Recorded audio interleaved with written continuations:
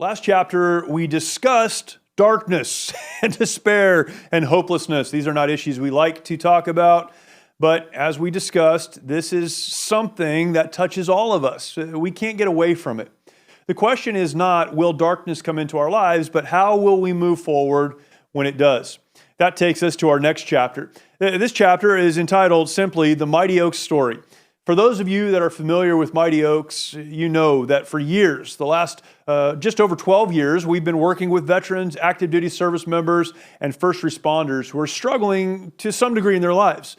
Some, it's to a great degree. That's why we have addressed suicide so directly and specifically, because many of the men and women that we work with are struggling with suicide. But it could be somewhere else on the spectrum. Again, that darkness comes to all of us, and the question is, how do we move forward in a good way? We tell the Mighty Oaks story in this book not just to talk about what we do, but because this is the launching pad for the rest of our discussion.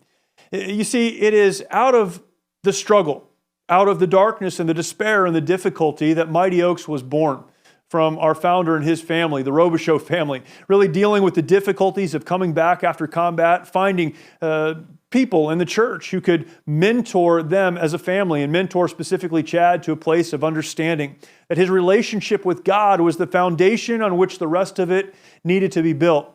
That was the starting point. And it was in telling that story and in bringing other people along and in building a platform that has allowed us to communicate this message over and over and over again. That's the Mighty Oaks story. The Mighty Oaks story is broken people finding hope in Christ, reaching back and pulling other broken people along and helping them to understand what it is to have a relationship with Christ. We tell this story because as we continue forward in the book, although we're talking about this only right now after so many years, this process that we'll discuss is a process that we've been going through day after day, week after week, with person after person, helping thousands of folks over the years find this renewed purpose and hope. The Mighty Oaks story is the story that all of us need to get a hold of because it is as we find purpose in helping others that we are able to move forward ourselves. Really, the story of Mighty Oaks starts with the name. Isaiah 61, we sum up the first couple of verses, says this: to restore the brokenhearted through Christ, to build leaders of leaders, to rise up from the ashes, they will be called mighty oaks of righteousness. And that's what we want. We know there's not perfection.